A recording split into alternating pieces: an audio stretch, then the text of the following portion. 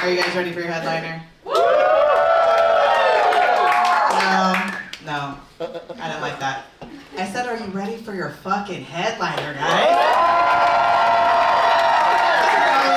Here's the reason you're here, the man, the myth, the legend, Rui Montiel!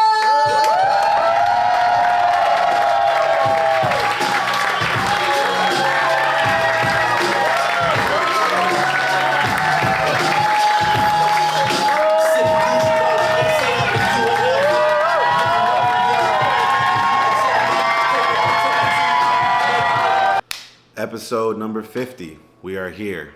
Episode 50 of the vlog. This is going to be called Reflection. A lot of reflecting for this one. Reflecting on the fact that I've been struggling to get these vlogs out in a timely manner. Mostly because I've been shooting and not getting all of the footage I really need to make the vlog cohesive and make sense. And then secondly, just because I've been moving around a lot, traveling a lot for shows. Many of the vlogs lately have been my trips to do stand-up, which have been cool because they're very different from what the older vlogs were, which was mostly just me running around San Diego a lot of times, and then sporadically here and there throwing in a city I got to go to or a little run I got to go do with Zoltan or something like that. This one is gonna be a little different. Like always, we started the vlog with a clip, and that clip was from my headlining shows I did at the Mic Drop in the Gold Room back in February.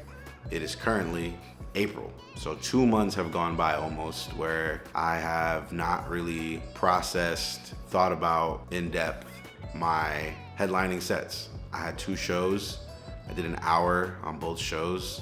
It's the first time I've ever done a whole hour on stage, and not only did I do it once, I did it twice in a single night. And I learned a lot, and I haven't talked into my camera about it at all. And I've been pretty bummed because on the day of the shows, I just didn't have it in me to carry my camera around and film everything. I felt a lot of emotions. I felt a lot of anxiety about the shows, both of them for different reasons. And even though I had friends there who would have more than gladly grabbed my camera for me and filmed all the little pieces, I just couldn't wrap my mind around that. And I'm glad I still put my camera up and filmed my sets, because that means I got the hours filmed for myself to look at and to put here in the vlog. But I didn't do the rest of what I needed to do, which was to get that natural feeling of that day. I think I was just really in my head and I was stressed out. Episode 50 is gonna be about reflecting on that. A lot of it is gonna be me sitting here in my kitchen, my living room, talking about just how I've been doing, reflecting on 50 episodes of doing these vlogs, what it's been like for the last year and change of taking on this journey of documenting my dreams essentially and putting it out on YouTube and putting clips on other social media platforms. But the long form of the YouTube channel has been my most enjoyable thing that I've had in my content creation. I know it's hard to sit down and watch such a long vlog, and I know they're ironically called mini vlogs, and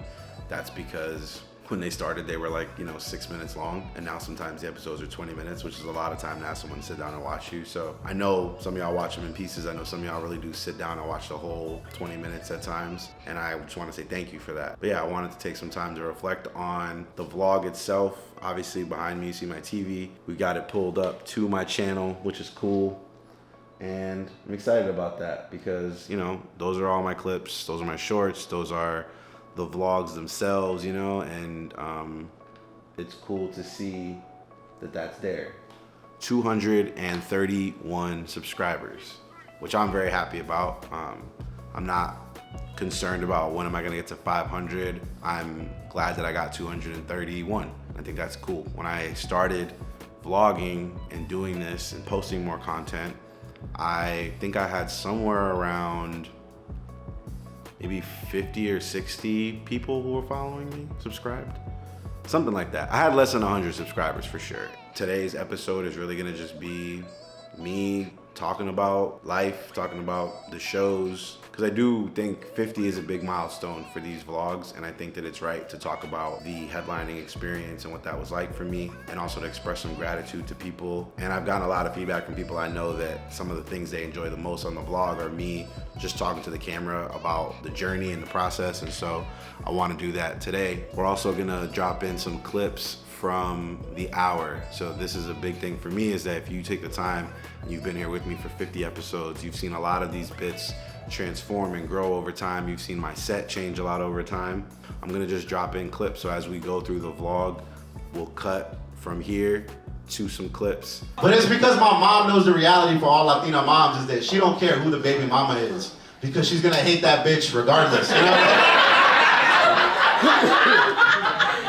That shit hit on one of these things.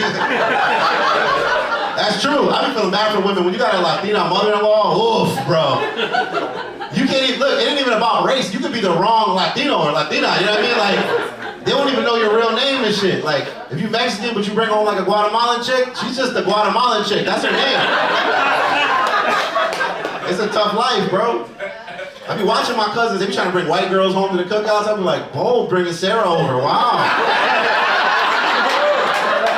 I be watching Sarah, not knowing she's fucking up because she's not making a plate, you know what I'm saying? Like, all my tias in the back like, mírala, mírala, mírala. No, he got his own plate. Se jodió. You know, like. Obviously, we're not gonna put the whole hour. The hour is being worked on. We are developing that hour. This was the first time I ran the hour. It was the first time I got to experience what being on stage for that amount of time felt like. And for me, it was a big deal in terms of my comedy journey. But also, I know that even though I really like the hour that I have, and I am proud of the piece of work that I'm putting together, I know it's not finished, I know it's not done. We didn't record a special, you know, we just did the hour and I filmed it for me and for the vlog and for y'all who take the time to watch me. So we will splice in some clips as we go through. My grandmother's dark, bro. Like, I've seen all the black people here, mostly because I know them, and like, how you all ended up in the back, I mean, it's still February, you know? Jesus Christ. Like, Jesus Christ. I don't know how this motherfucker got to the front, but like, you got mad muscles, so I'm assuming that's what it was. If Rosa Parks was Diesel, bitch would have sat in the front, you know what I mean? Like, I know all the black people, you know, I know them, but I also know this. Y'all ain't fucking with my grandmother. She blacker than all of y'all. My grandmother looked like Kevin Garnett in the fourth quarter. But otherwise, it's primarily gonna just be me sitting here just talking to y'all about this whole experience of doing 50 of these vlogs, and also realizing that I've got episodes 51, 52 filmed and pretty much just need to edit them and get them together. And I am also excited about those episodes that are gonna be pretty cool, 51, 52, and honestly, maybe even 53. I had some shows on the road that I didn't necessarily get all the footage, but I think that I have to get over the fact that like sometimes some of these are gonna be really short. I think that's okay. They started out being, you know, the first episode was like, I think 4 or 5 minutes long. You know, those first 3 or 4 episodes were under 10 minutes. And so I think a lot can still be put into those pieces of work, and that's what I'm gonna focus on. So honestly, I might have 51, 52, and 53 ready to rock, because I went to Las Vegas with Zoltan, and I didn't film like enough sometimes, I felt like. But those shows were super fun. We were at Wise Guys, we had a great time, and I wanna put that out there, you know? I also would like to make a vlog out of my Ontario run that I just did with my guy Kev Herrera. So I was back with Kev and we were in Ontario, here in California in the IE, and we had a great weekend, and so I want to put that out there. And then I got another episode ready to go that is for sure a more traditional vlog experience, which is me doing my shows in San Diego. So I want to get back to all that. I want to get refocused, and I want to find the time to do my vlogging. I like watching Power Rangers with my mom because she was like a whole ass immigrant, so she didn't know, like, you know, like you can't be racist and stuff. We were trying to watch Power Rangers, and now I feel like I'm a diversity trainer and shit. I'm like, when did I get into doing EDI training? What's happening right now? 9 years old, trying to correct my mom because she would never call the Yellow Ranger the Yellow Ranger.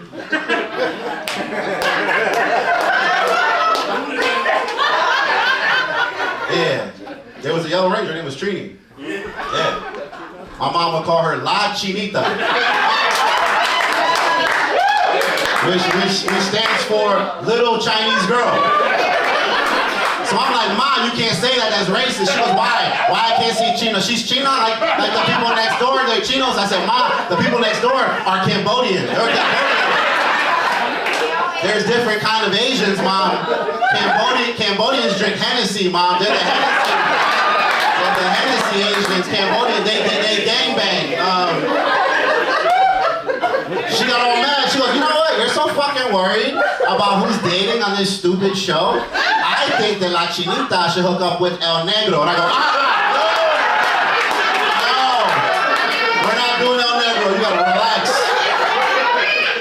I do want to just be real. Like, I film these every week, and I put as much of myself that I'm comfortable putting into the vlogs.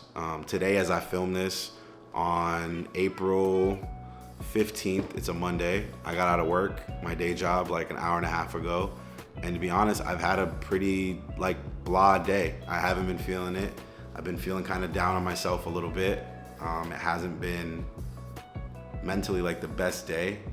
If you've watched previous vlogs, you know that like typically when I get like this, I end up at a McDonald's, and it feels like a McDonald's kind of day. It's been challenging. And so that's been the thing about these vlogs is I've tried my best to be transparent as much as I can with my time doing comedy, right? Like going between shows, the good sets, the bad sets, the blah middle of the road sets. I've tried my best to, you know, really hit home like that I'm being honest about this journey, like, right? Like it's not all great. Some of it's hard, some of it's less than ideal, some of it's a lot of fun. And so on this journey of doing 50 vlogs, you know, we're at number 50 and we're gonna keep going. But I've been doing all these vlogs while going through different things, right? Like trying to stay motivated at my day job because I have bills to pay and I need to make that work, and dealing with the fact that sometimes my day job is busier and I do have a lot of work to do at my job, and I can't necessarily be running off to go do shows even though I want to, right? You run out of vacation days, you run out of sick days, you run out of all the things while you're trying to invest in yourself. My father would have me like 9 years old at a rated R movie.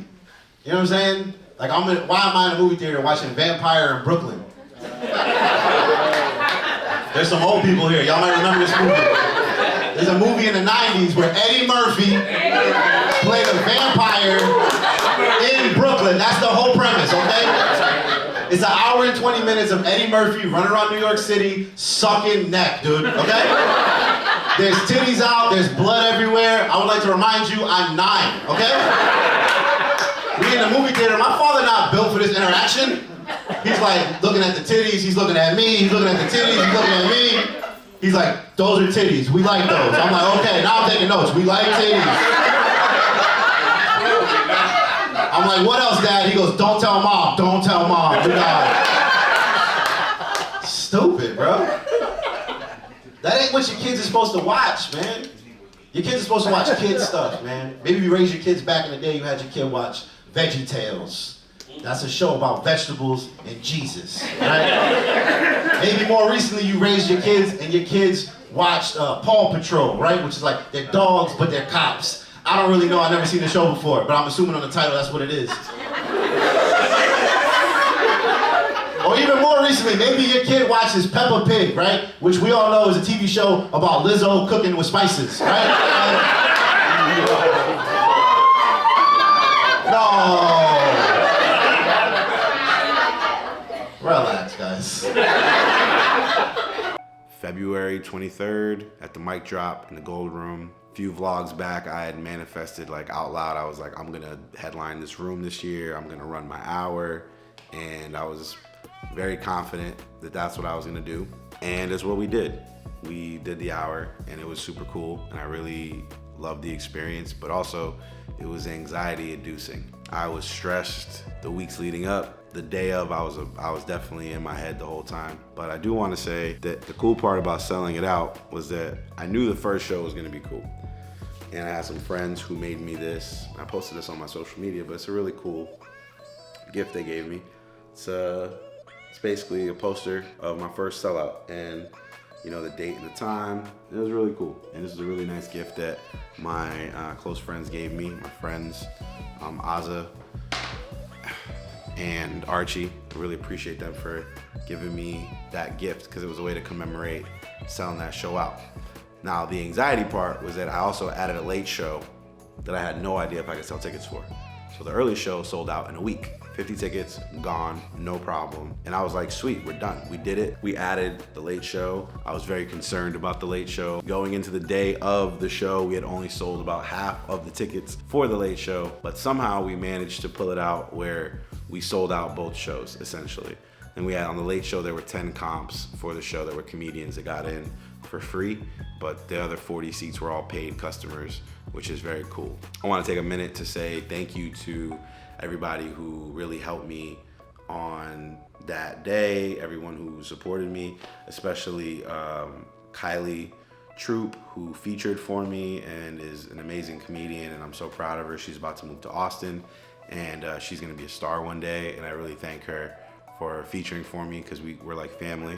And then I have a big thanks to Lucy Love, who you all know on the vlog. She's like my comedy little sister. She looks up to me as a mentor of sorts, which I think is poor choice of mentors for her, but nonetheless, she hosted. She also did a great job promoting the show.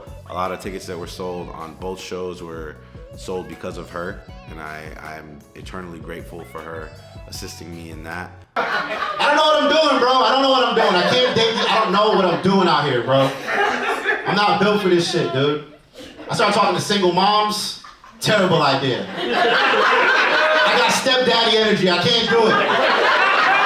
Me and the kids got handshakes like I'm LeBron James. What the fuck are we doing?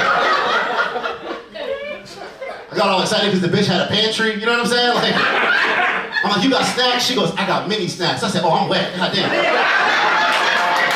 So I was like, fuck it, I'm done with the moms, you know what I'm saying? I started talking to this one girl, beautiful girl, man, beautiful girl. And I love talking, but she got a niece and a nephew. And listen, these kids are amazing, but why am I at a soccer game now? You know what I'm saying? I'm at her nephew's soccer game, I'm fighting with other parents.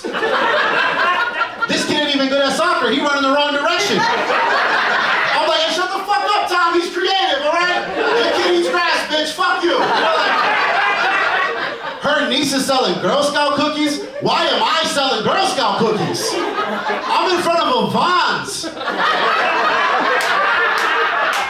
Beefing with Carol for territory. Like I'm a drug lord. I'm like, Carol, you must start block. Carol, get the fuck out of here, Carol. I told you last time, Carol, Trader Joe's, bitch. Trader Joe's. Vons is ours, bitch. And the Rouse too, don't fuck with me, all right? Like if I see you at Food for Less, I'll break your fucking legs, bitch. I'm like, Amy, set up, right here, right here. Now I'm walking around Vons with loose Thin Mints, you know what I'm saying? Like, I got Thin Mints, what you mean by me? Why is this the wire now? As a recap, man, the first show was like magic, man. The first show was maybe one of the easiest sets I've ever had to do. It was the most supportive room because I knew so many of the people in the room. The room was super loud, the laughs were super big. I can't say enough about how much fun that first show was. And then there was the late show. And the late show felt like one of the longest sets I've ever done because I've never done an hour to begin with. I do the hour on the first show. So now I have a flow for like what I think it should feel like. And now I gotta do it again. A whole new audience that has no information that the first show was good. These are not all my friends. These are some people I know. These are people who bought tickets. And so the late show really felt like just this long process where I was up there and I felt like I was struggling at times, but I learned a lot from being on stage. And I did get good feedback from people who went, but it just felt like way more work.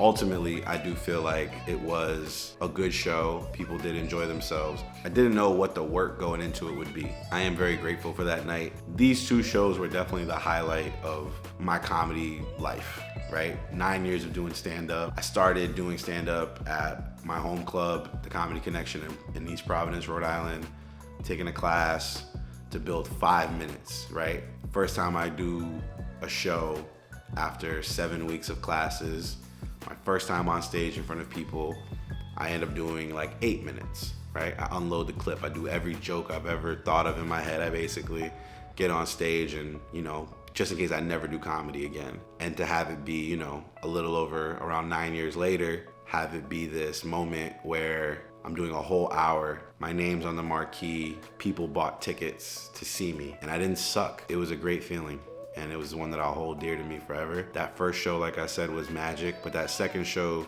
I think taught me a lot about the work it's gonna take to being a comedian on the road, doing a whole weekend of shows, and people are gonna be expecting you to make their night enjoyable. Now the next manifesting piece is that I really wanna do this hour back in my home state of Rhode Island.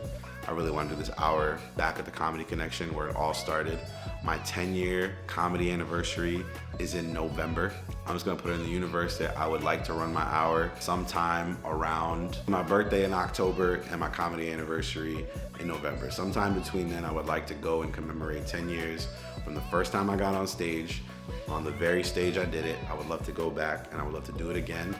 I think the Comedy Connection holds like 260 or so, and I would love to go back home and sell the show out, a one-nighter, and build towards someday coming back and doing a whole weekend of shows there. But I'm gonna put that into the universe. I would like that to happen this year. So let's make it happen. We'll see what gives. One of the coolest things, honestly, at the end of the night, was I've never got the piece of paper with the pay breakdown, the ticket sales. I've never been responsible for getting that. I'm always just been a feature or host. I know the headliner has to get that paperwork squared away. They gotta settle up, as they say.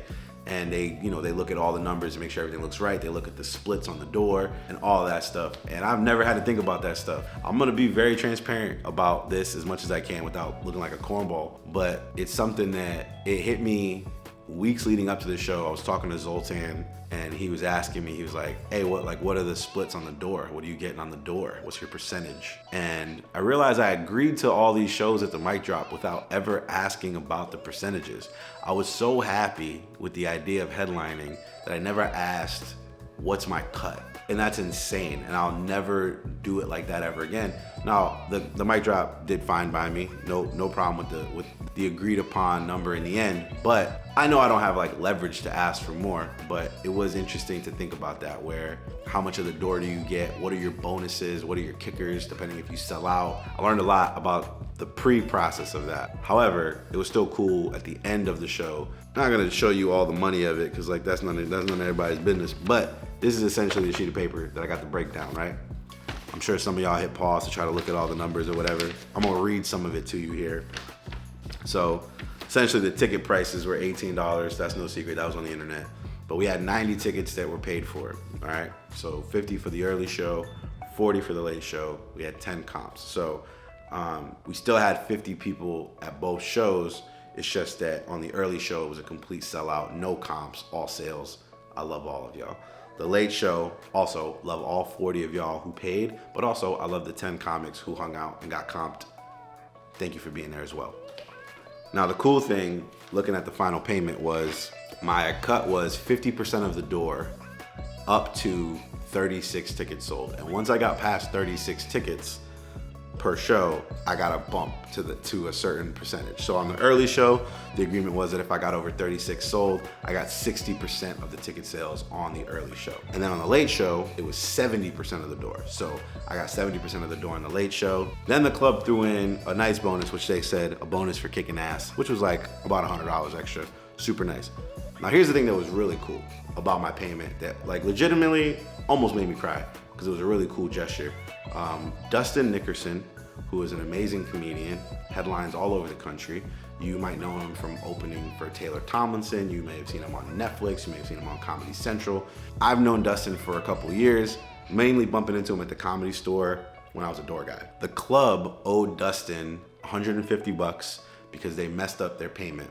And so the note I got here from the club was that one of the owners from the mic drop said, I owed Dustin Nickerson $150. I asked him where he wanted me to send it. His response was to put it on Rui's check next week. And so, pretty special gesture.